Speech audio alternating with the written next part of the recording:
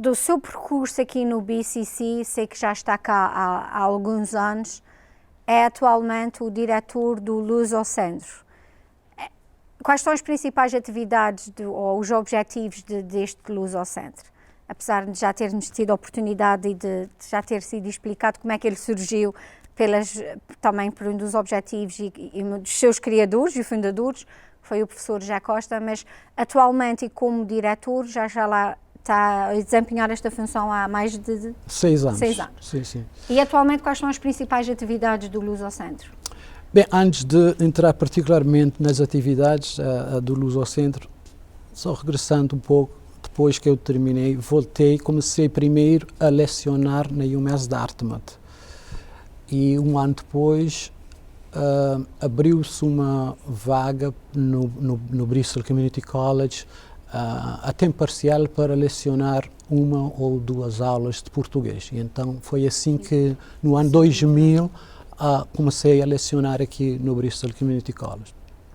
No entanto, como já foi explicado pelo professor José Costa, no ano 2002 ele fundou o Lusocentro.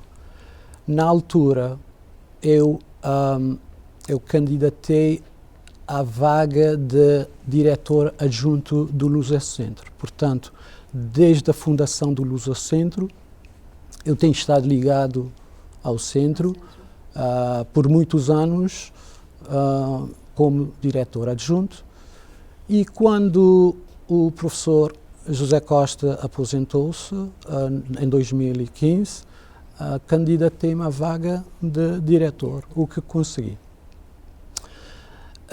Quais são as atividades do Lusocentro? Simplesmente promover a cultura, a língua dos países da língua oficial portuguesa. E, mais precisamente, estar muito perto da comunidade. Não é, digamos assim, um centro para simplesmente as elites. É um centro para aproximar a comunidade. O nome do Bristol Community é a comunidade, portanto... Estende-se a todas as atividades. Sim, sim. Então, todos os anos promovemos uma série cultural. O que é que chamamos uma série cultural? Temos autores, tanto portugueses, cabo-verdianos ou brasileiros, que convidamos. Tivemos várias apresentações de livros, já tivemos peças teatrais, concertos musicais. Atualmente, claro, com o advento, infelizmente, da pandemia, as atividades que fizemos até agora têm sido virtuais. Lembro-me, tivemos uma palestra de um ex-embaixador de Cabo Verde sobre as relações dos Estados Unidos com Cabo Verde, a história, digamos assim, de mais de 200 anos de ligação entre os Estados Unidos e Cabo Verde.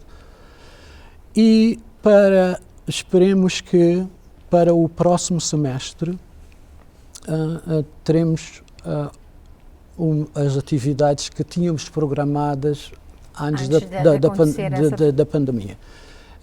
Pelo menos vai ser o lançamento de um livro de um amigo meu que ousou escrever a continuação do livro Chiquinho, que ele vem em abril fazer essa apresentação. Por isso é que eu também queria focar-me aqui um bocadinho na sua mais recente atividade ou obra, que foi participar no projeto de O Chiquinho.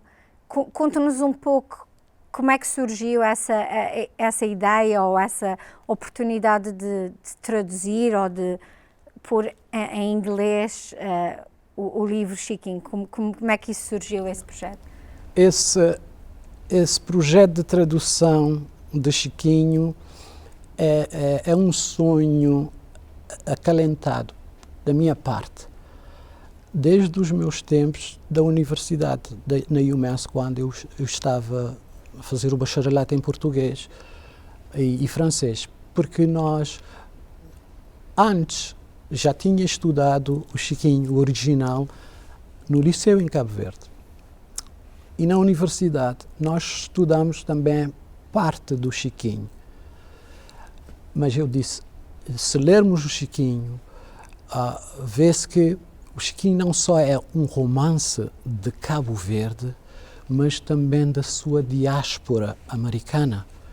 E então pensei sempre que era importante os descendentes de cabo-verdianos que não sabem escrever nem ler o português, que tivessem essa oportunidade de ler essa história na língua inglesa. E então, depois, claro, em 2014, eu e a minha colega, que é professora de antropologia na UMass Dartmouth, a Isabel Rodrigues, tivemos essa ideia de ir avante com a tradução para o inglês de Chiquinho. No entanto, claro, para traduzir o livro tivemos que pedir autorização para tal.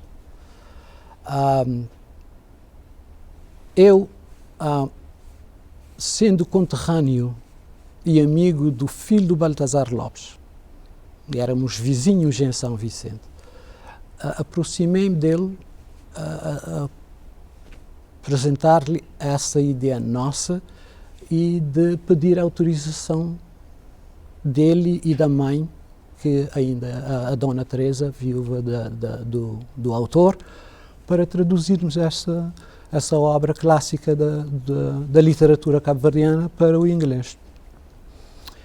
Eles concordaram, e aliás a mãe do Jimmy, que é o meu amigo, disse: eu dou-vos a autorização para que não deixem o Chiquinho morrer. Então foi essa. Mas, no entanto, os direitos autorais estão com a Associação Portuguesa de Autores. E então tivemos com a Tagus Press, que prontificou-se a ser a editora, e então tiveram que fazer os contratos para que conseguisse. E então, essa jornada foi difícil, durou-nos 4 anos e tal, mas foi uma missão que eu tinha em mente de fazer. E já agora, esta é a obra final, que foi publicada em fevereiro de 2019. E a obra foi apresentada também no país de origem ou ainda não? Sei que muito recentemente o professor deslocou-se a Cabo Verde. Sim, sim. A primeira apresentação foi no Museu da Baleia de New Bedford. Fizemos algumas apresentações, primeiro no Museu da Baleia de New Bedford, havia mais de 100 pessoas lá.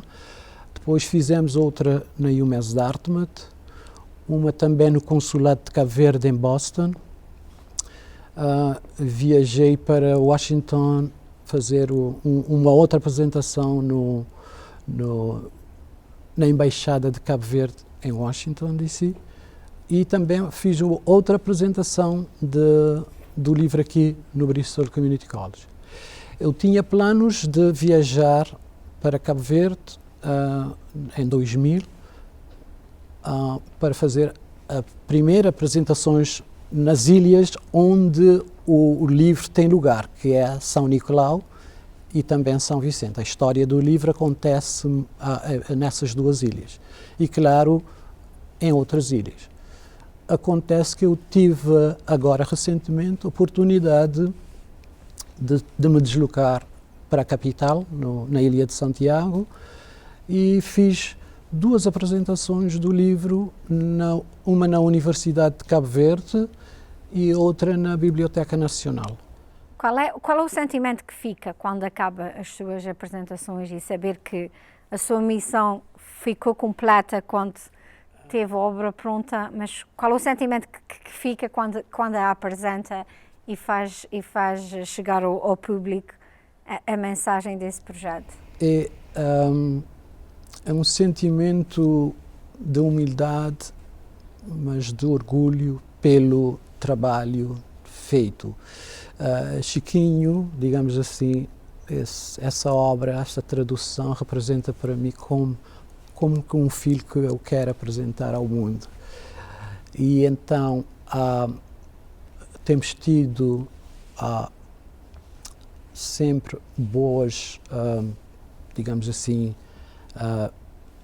críticas em relação não só à leitura, porque através das apresentações que eu fiz, eu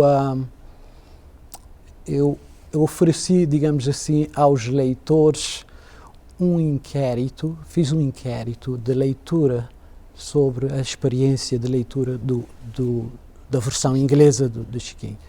E então recebi vários testemunhos que me dão orgulho, nos dão orgulho, a mim e a minha colega, os meus colegas que fizemos esta tradução, que fizemos bem em traduzir o Chiquinho. E posso dizer que dos livros, digamos assim, o Tagus Press tem publicado, tem divulgado a literatura portuguesa, a tradução. Chiquinho tem sido um dos mais bem apreciados e pelo menos vendidos. Ainda bem. É que hoje também temos aqui o testemunho de alguém que também quer deixar essa mensagem da sua humildade, da sua forma de trabalhar e da sua maneira de encarar esses projetos. Por isso é que vamos ouvir hoje a mensagem do seu colega, professor João. É um enorme prazer que eu tenho agora de falar um pouco sobre o meu amigo e colega Carlos Almeida.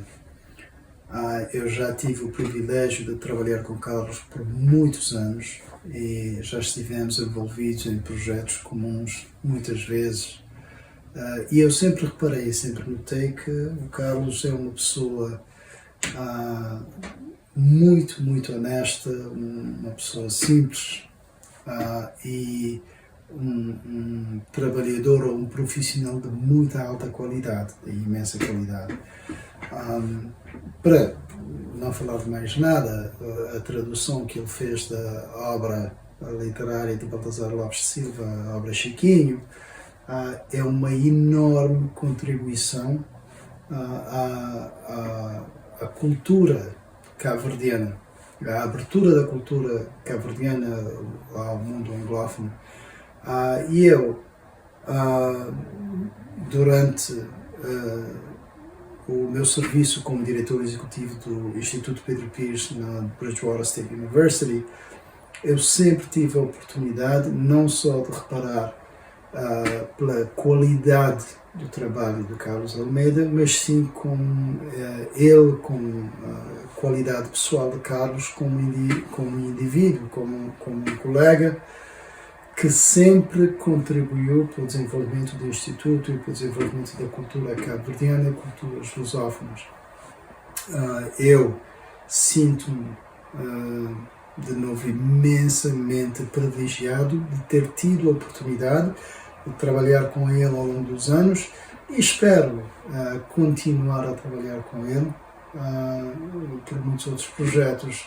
Eu dou os meus parabéns ao Carlos pelo trabalho que ele está a fazer correntemente como diretor do Lusocentro em Bristol College e desejo sucesso contínuo. Uau! Esta foi uma surpresa mesmo agradável do meu amigo e colega João Rosa. Claro, temos trabalhado em cooperação por muitos anos, mesmo quando ele estava na UMass Dartmouth, antes de mudar para o Bridgewater State University. Passando e dando aqui um saltinho, porque 30 minutos no instante passa, como é que é o seu envolvimento na comunidade a nível de associações ou o que faz para além da sua atividade profissional? Bem, eu digo que sou um ser social e gosto não só de participar em várias atividades da comunidade, como também gosto de organizar atividades também sociais. Por isso, sou membro da Associação Cabo-Verdiana em New Bedford, que também faz muito para a comunidade cabo-verdiana em promover a cultura cabo-verdiana em New Bedford. Também pertenço ao Conselho Consultivo cabo-verdiano do Museu da Baleia de New Bedford, em que nós, digamos assim, ajudamos o museu a representar, digamos assim, a história mais cabal dos imigrantes cabo-verdianos para este país, desde a indústria baleeira. Portanto, E como é que vê a sua comunidade atualmente comparativamente a 10, 15 anos atrás? Quais são as principais diferenças? Comunidade cabo-verdiana imigrante. Sim. E continuamos, eu penso que, por exemplo, quando eu vim para os Estados Unidos, eu sempre participei, como eu tinha dito anteriormente, eu participei em equipas de futebol, eu jogava futebol em New Bedford, tanto na universidade como na comunidade, e então temos uma grande ligação, os cabo-verdianos têm uma grande ligação com a comunidade açoriana aqui, mas não só através do futebol. Eu acho que essa comunidade continua ainda essas relações. É claro que há certas diferenças, mas uma coisa é certa, digamos assim, continuamos a organizar as festas, não é? Participamos nas festas dos portugueses, os portugueses participam nas nossas festas para promovermos a nossa história, a nossa cultura, a nossa culinária, por exemplo. Vamos ter sempre essa relação. Senhor professor, agradeço a sua presença, agradeço esse exemplo de família que é a vossa participação e o seu contributo para a literatura cabo-verdiana e também por manter sempre viva essa ligação Portugal-Cabo Verde aqui também por esta área dos Estados Unidos. Agradeço a oportunidade e agradeço o que tem feito e continua a fazer por todos nós.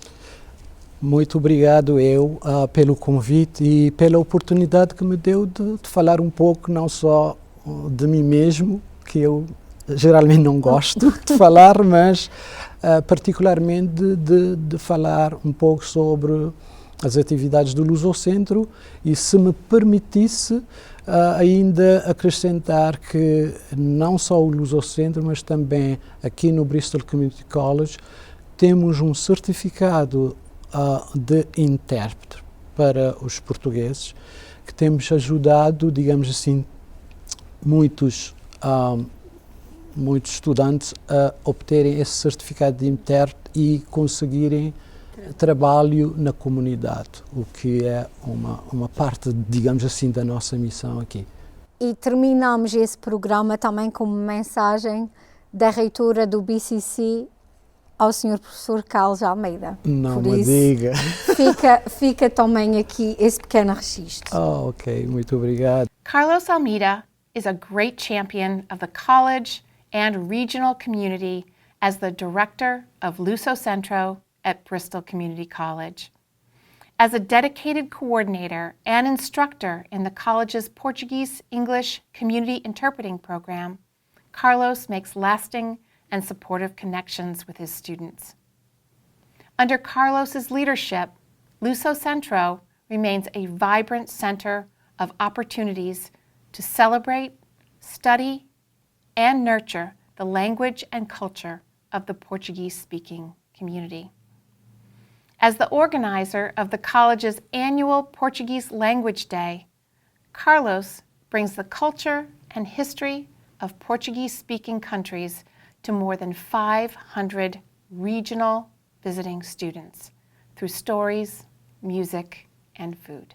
Obrigado à Presidente do Bristol Community College, a doutora Laura Douglas, que tem sido uma grande apoiante de tudo sobre o Luso Centro.